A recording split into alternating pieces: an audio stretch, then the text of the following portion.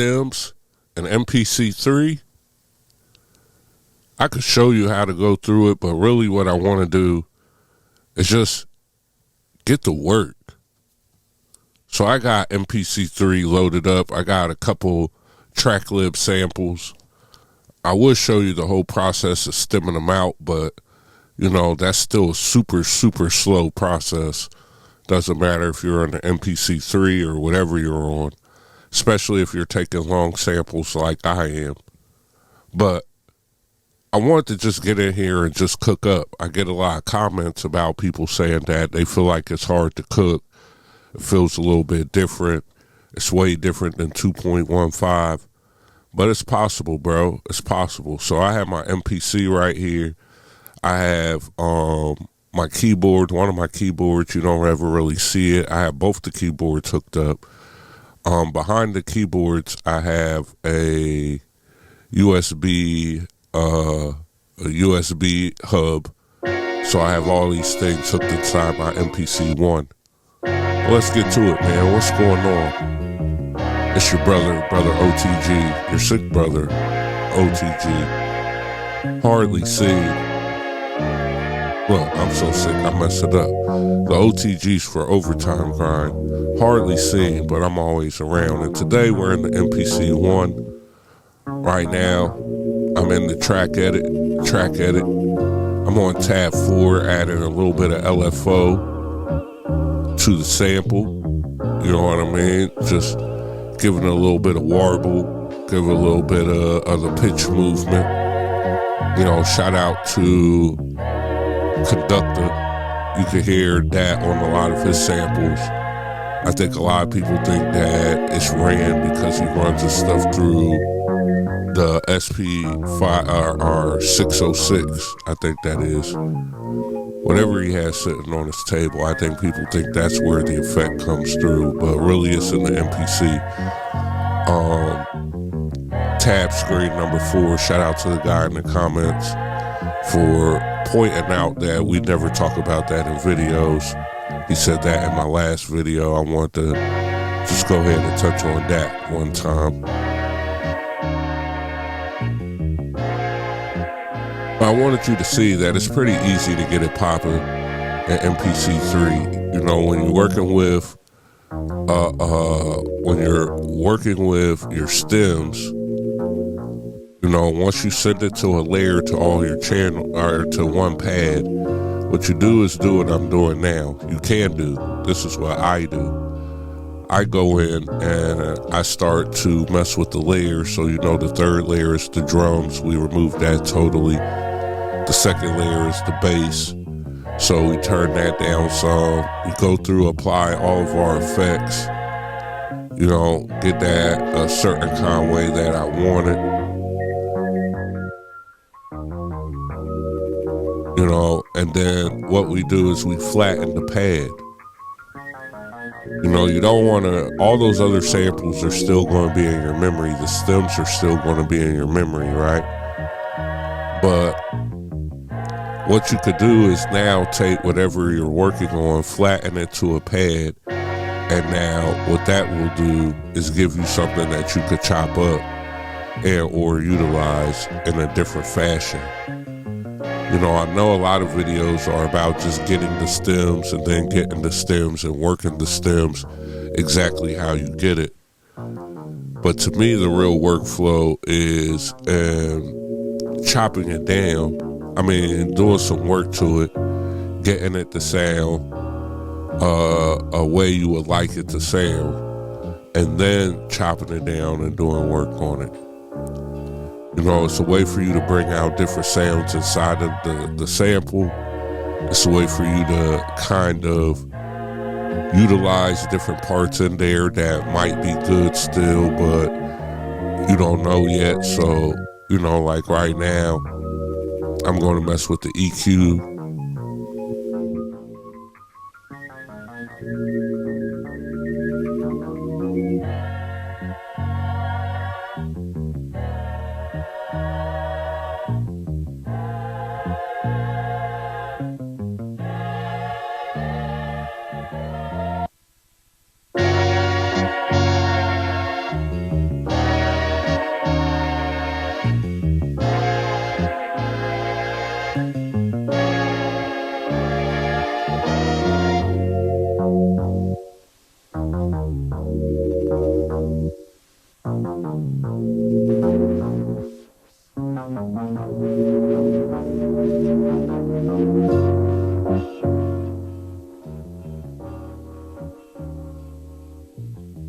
Right now what I got is the vintage filter on there. You know, it's got an LFO built onto it.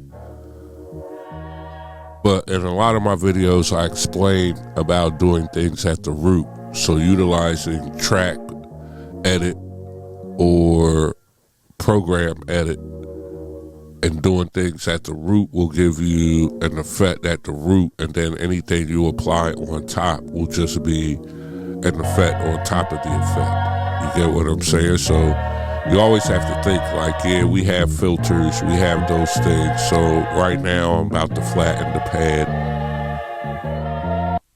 But yeah, we have filters, we have all that built in our drum effects. You get what I mean? So sometimes you can add a filter if it's got some extra values that maybe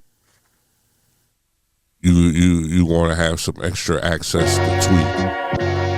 All right, so we flatten that down. And so now what I'm going to do is delete it off of the pad.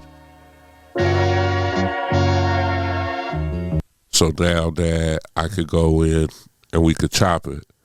And what I want to do is just put it on 4 pads.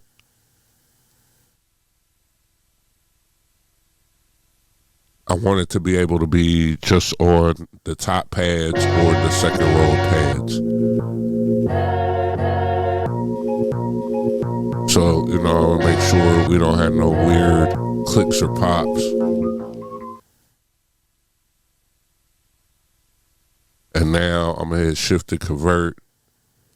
I'm going to go all the way over. I'm going to leave pad parameters. I'm going to use pad parameters. I'm not going to create a new sample because I want to be able to go in and move my start and my end points and have some elasticity to the sample still. So I'm going to go and, you know, you got to go select the pad and do it. Select the sample, shift, convert, send it to the pad.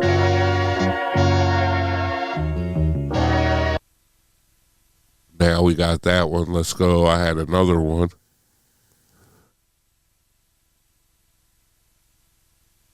Let's put it in 4 chops.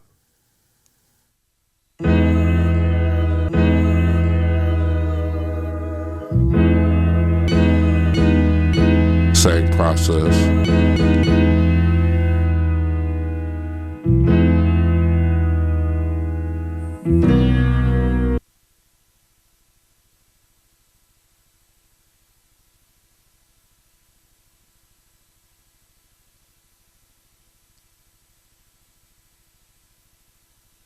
I line the samples the same way, so see, you just work it backwards because the last pad was selected. This is something that works at 2.15. It's something that works across the board. So old workflow still available. Make sure you watch to the end because I'm going to show you. We're going to finish the track, and I'm just going to do my drums, my drum mutes on with pad mutes, and then I'm gonna go back and do my track mutes later.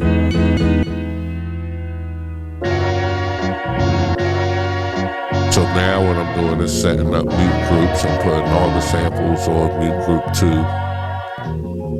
to leave mute group 1 open in case I want to add some drums. I mean, in case I want to do something with my drums.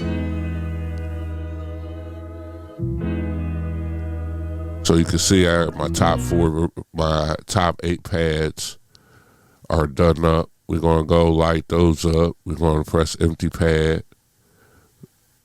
We're going to go select those. And I'm going to make them 2 different versions of purple just because they're 2 different samples.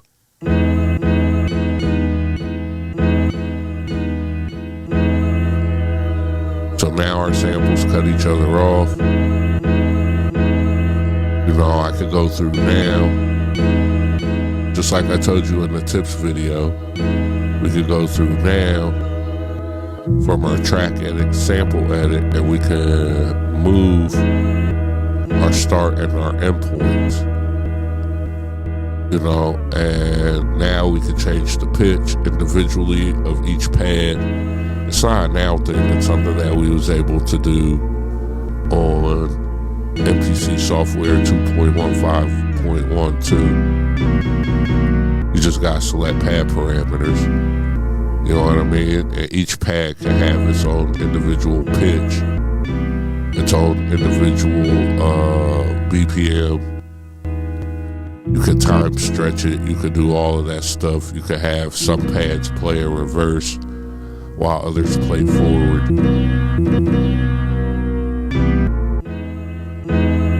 Some sampling tips if you didn't know.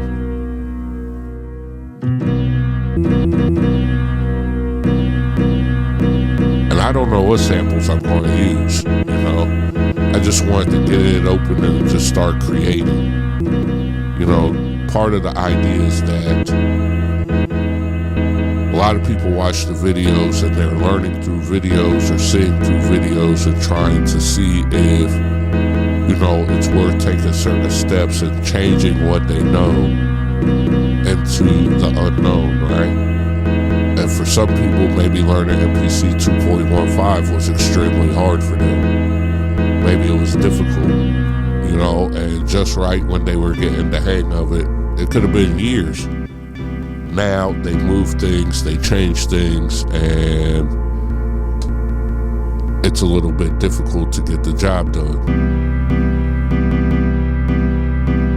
Well, me being your brother, I just like to come in and show you that it's possible. It's possible to come in and just start cooking. You get what I mean? It's possible to come in and just start working. Really, you just gotta kind of follow your instinct of what you know. And if you're still learning, you know what I mean? That's where, you know, hopefully I provide value, because my goal is to show you in real time. I feel like I could show you a bunch of other stuff, but let me show you what beat making in real time looks like. You get what I'm saying? You might utilize 808s and samples and make boom bap or whatever you're trying to make. That's cool. But what my job is to come up, turn on the video, and just show you a straight through workflow and let you know that it's possible. All this is right from the top of the head. So nothing is pre-planned. The most I do is maybe think about what I want to show you guys on camera. But you know, you can see the samples, we chopped them in real time. You can see the work that I'm doing. This one we doing some time stretching. And you know, it sounded real crazy, but I selected the BPM to start messing with the BPM, and you start getting a better sound.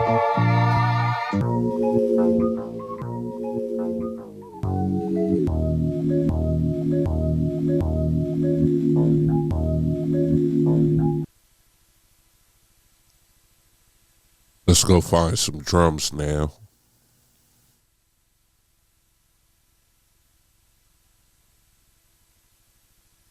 I'm just going to search them.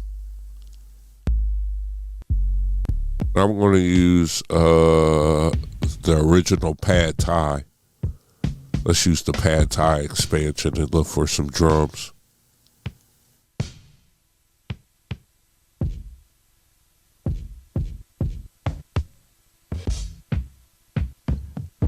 But back to what I was saying, you know, I just like to try to show you when and where to make certain decisions and why you make those decisions. You get what I'm saying? So it's not really about you making what I make or me trying to highlight my music or any of that other stuff. I got a big enough social media following off of YouTube and a real life following where, you know, I'm not really pressed in that aspect. You get what I'm saying? Like, I'm pretty good there.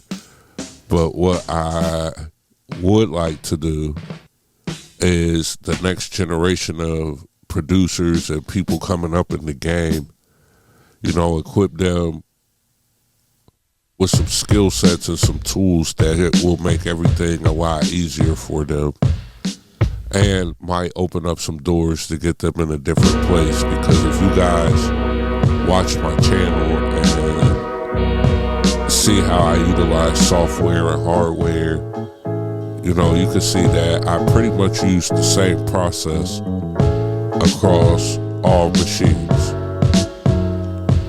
You get what I mean? So once you get your workflow, you can apply this workflow with software, hardware, whatever machine you're using, MPC3, MPC2.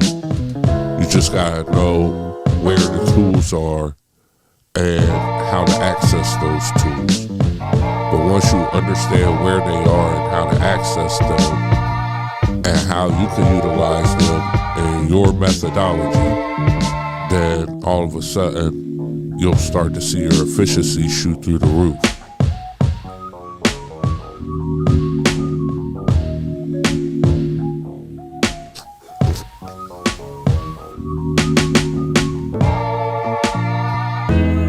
Auditioning the sounds is really good.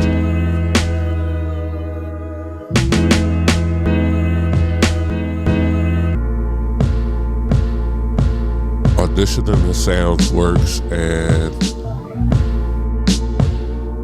will help you with not using up RAM that you might need in a different space. You know what I mean? So part of moving super efficient is to go ahead and get a lot of your sample work done early. I work the samples real early, you know, so this is me showing you my process of, this is a late night, you know what I mean? This was me working at 2:30, 3 a.m. in the morning, you know what I mean? And just taking my time and really trying to set myself up with a winner. And the other reason is when I utilize this method, you know, what this does is this is no different than the drum kits that we get in the expansions. You know, they come loaded with about 8 or 9 drums, maybe 10 drums, one shots, and then they got some one shot samples, you know, and from there, you know, you could build around it. So essentially we just building our own drum kit, and then we're going to get it all done from inside the drum kit.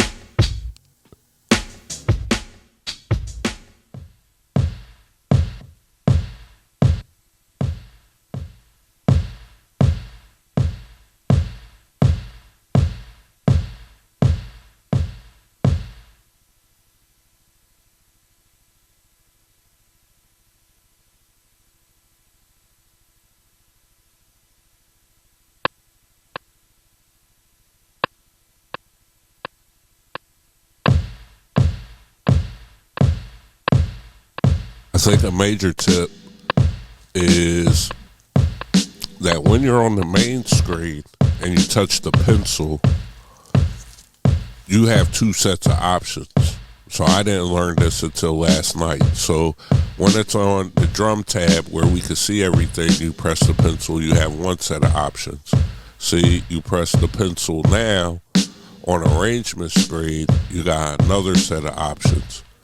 And that's important. You know, I think one of the videos I was looking for, I could not find the menu, and it was there. I think the crazy thing about MPC3 is it puts so much stuff on the front screen. It does feel like it could be a little bit overwhelming. And I know for you guys watching the video that it feels like it could be a little overwhelming. And it can be. You know what I mean? But my advice is just look for what you know. You know, you don't really have to use the arrange window for anything. You know, I still have some issues. Like I have really, my main issue with the MPC3 software is the fact that we can't utilize a drum program on multiple tracks. You know, so even in going in and editing or adding in different parts, there's some parts, you know, say I want to go in and mess with the probability of a snare, because I don't want to turn this into a 4-bar pattern. I just want to get all my different drum sounds and everything in a 2-bar or 4-bar in this sequence, right? In order to try to do that, the one thing about the MPC is, as much as we could get done, the window is just jumbled. You know what I mean? The window is just jumbled up. It's a little bit difficult to operate in. And so it's a little hard to try to single out stuff. But we're going to make it work. Just because it's hard doesn't mean that we can't. It just means that, you know, we got to select the ways to get it done. You get what I'm saying? And so with some of the ways that it works, I guess we just have to zoom in, and you got to be intentional and know what you're trying to do. And start thinking about that early.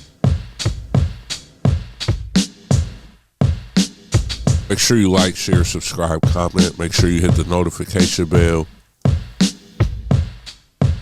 If you got a skinny MPC and you're looking for sounds, I got 15 gigabytes of sounds in my producer store. Bunch of Native Instruments stuff that I took and turned over into drum packs, all kinds of stuff that I've had for years. You know, I'm not selling it to you like, oh yeah, go check out mine. No, I'm just selling you what I have on my SD card. You know, and I did the work to put it there. So the price is just for you paying for the work that it took for me to get it all done and get it loaded up. You know what I mean? I have a masterclass. The masterclass is all of my YouTube videos, and essentially it just goes into showing you how me making beats over and over and over again. I feel like I could do what everybody else does and take one beat and show you step by step, or I could be the guy who shows you day by day. Just turn on your MPC and start working. And if you watch the videos and watch what I'm doing with my hands and listen to whys of why I'm doing it, it'll push you further and you'll become a Yoda on your MPC.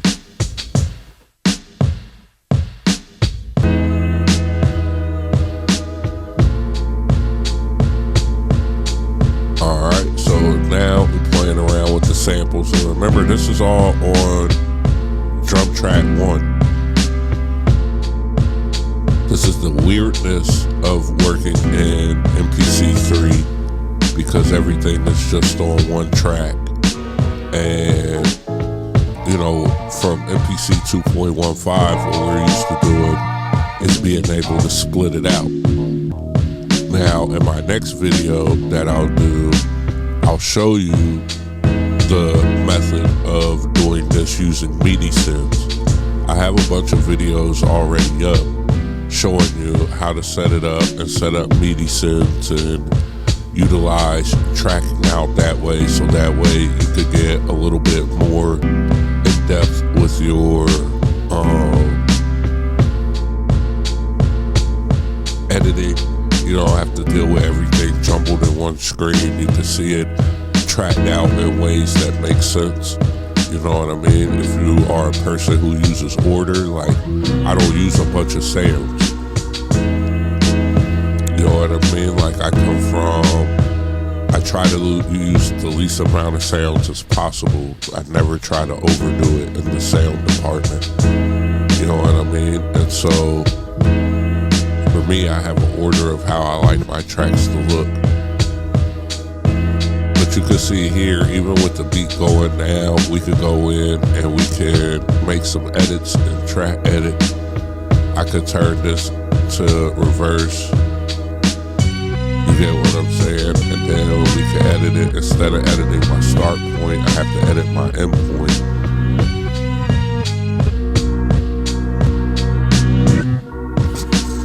But all of this stuff is stuff that once you understand how to chop your samples and where to put your samples, and if you want it to work in this workflow, you know, to me, this is a finger drumming workflow. This is how the guys who finger drum, they set their drums up, they set their samples up, and they get everything on 16 pads that they want to play. And then from there, they just practice with the metronome, you know what I mean, and get better. So to me, this is what I would call a finger drumming workflow.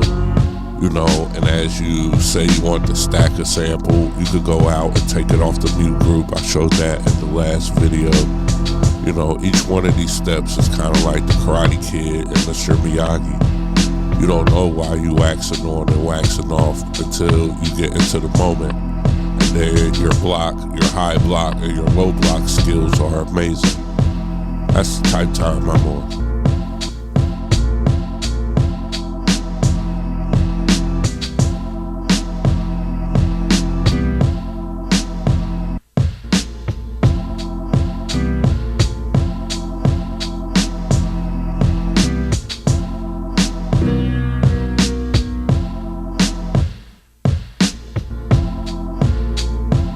Now we have something that sounds like something.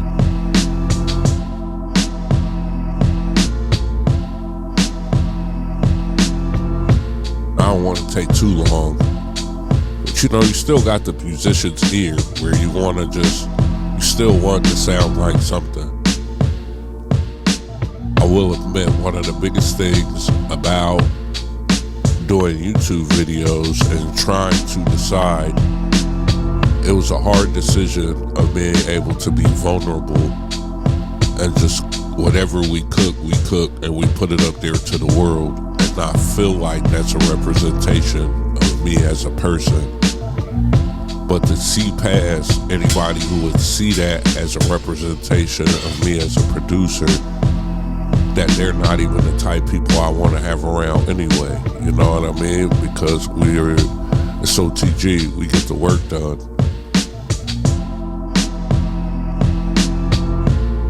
Alright, and so now I'm going to add in a sub-factory. Add in sub-factory, and we're going to play around and see what kind of bass we can add. It's funny because I'm always telling you guys I got these keyboards, but I didn't realize until I pulled this one out today that I probably never even showed it.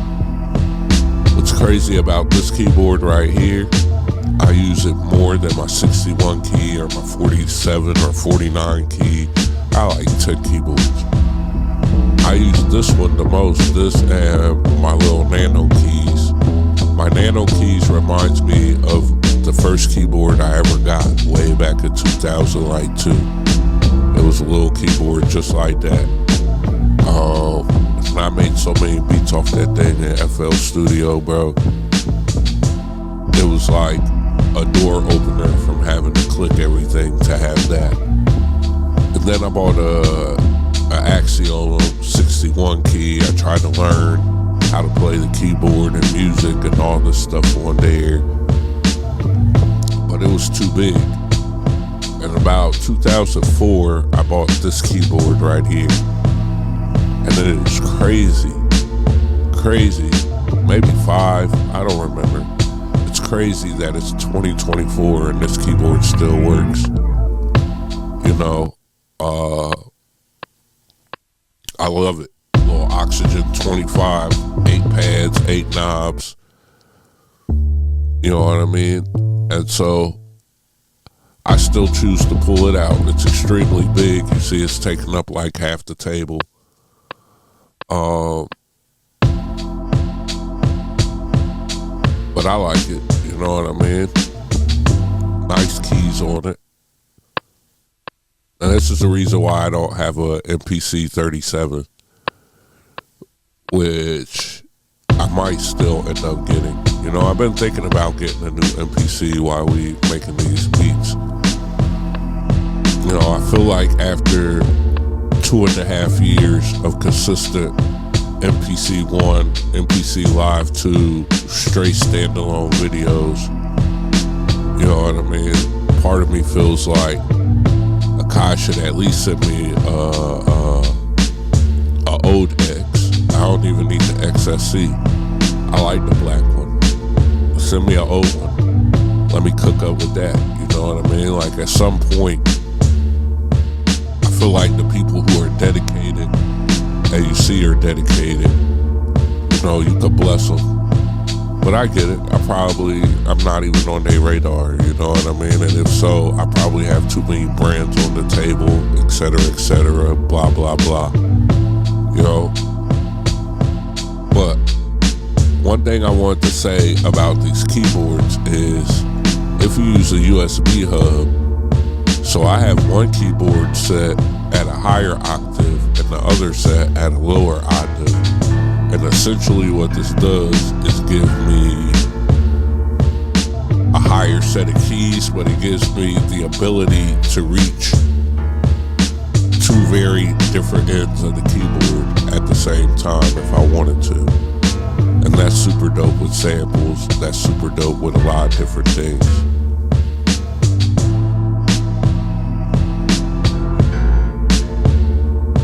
So now what I want to do is add some of the piano in, its ambiance. You know, we got our bass line in. You know, now we're going to add a little ambiance with the piano. Crank the volume up so we can hear it.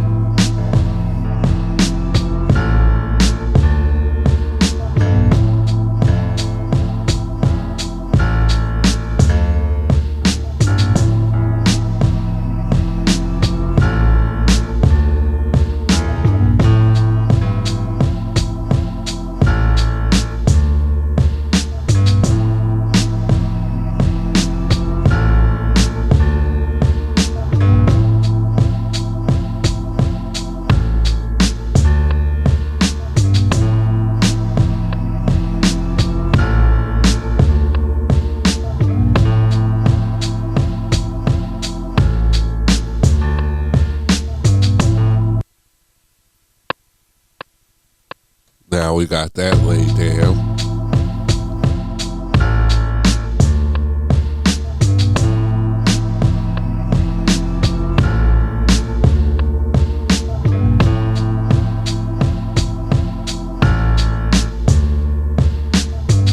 So what we could do now is go through and find a different preset. There's a bunch of presets with these. This is the piano plugin. I think it's extremely important to have all the plugins on your MPC. A lot of people can tell you not to. You don't have to. But I believe that it creates endless creative opportunities. And, you know, if somebody tells you you can't use them with the samples, they lied. You're seeing it right now. We definitely building it out and getting it done.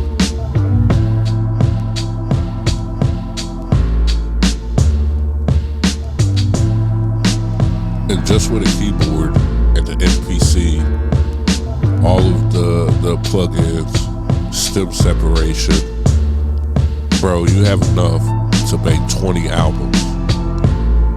You know, we could diss MPC3. It has a lot of things, you know, that I don't like. Well, one main thing, and that's not being able to utilize my tracks the way that I want to. But if I was a guy who just had one MPC, I would not let MPC3 be the limit into me creating. You know, make sure you watch.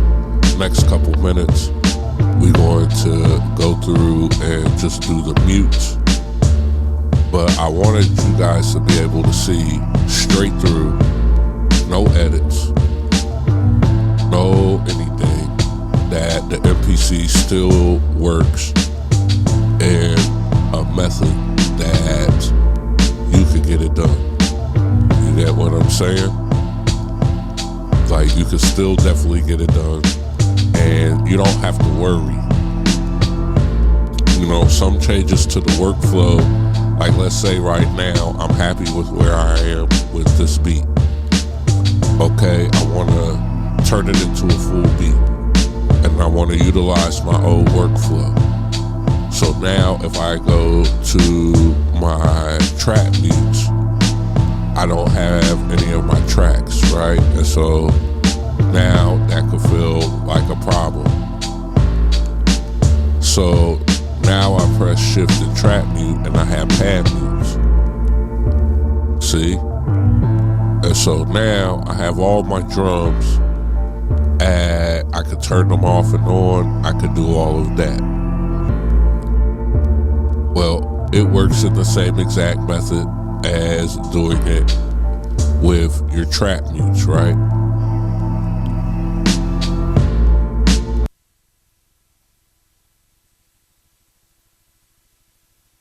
You go, we double out our sequence. Let's just make it 32 bars. Now we press shift and track mute, and it takes us to our pad mutes. And now, you know, you gotta turn it all the way to 0.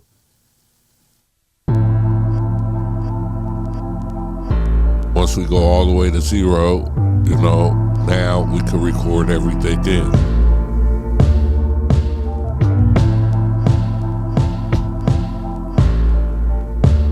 Difference is you just gotta make 2 passes now. You get what I'm saying? And that's the extra step. I definitely filled out a bug report, but I don't think they're gonna fix it, bro. I don't think it's something that they can fix. You know, one of the new things that they're promoting in the MPC3 software is fixed tracks. So sequence to sequence, the tracks are fixed across the board. So unless they give us some kind of ability to build a MIDI send off of the drum track, there's really no way they're going to fix it. We're just going to have to add 1 or 2 steps into our methodology to keep our old workflow intact.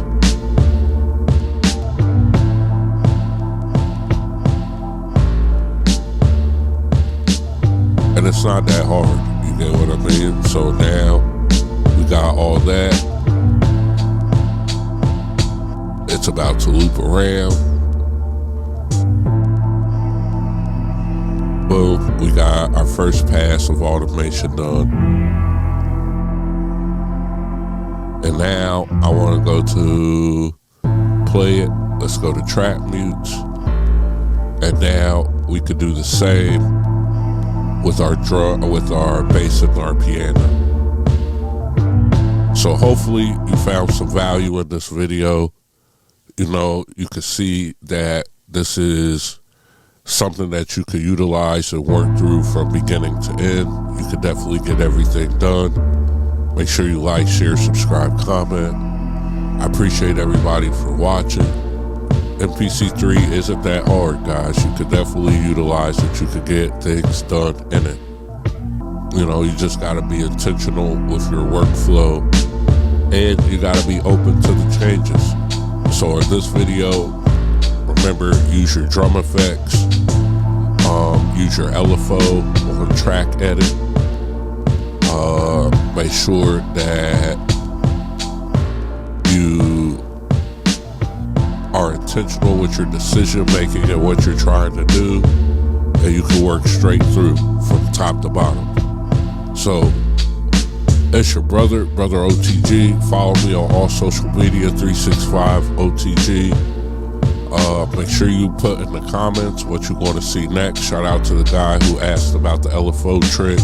Shout out to the people who message me about just seeing how the workflow is utilizing stems and plugins. And again, check out everything I got in the description. 15 gigabytes of sounds for your MPC, straight from my SD card, same thing that I have. Weapon sounds, all kinds of sounds, one shots, and check out the master classes.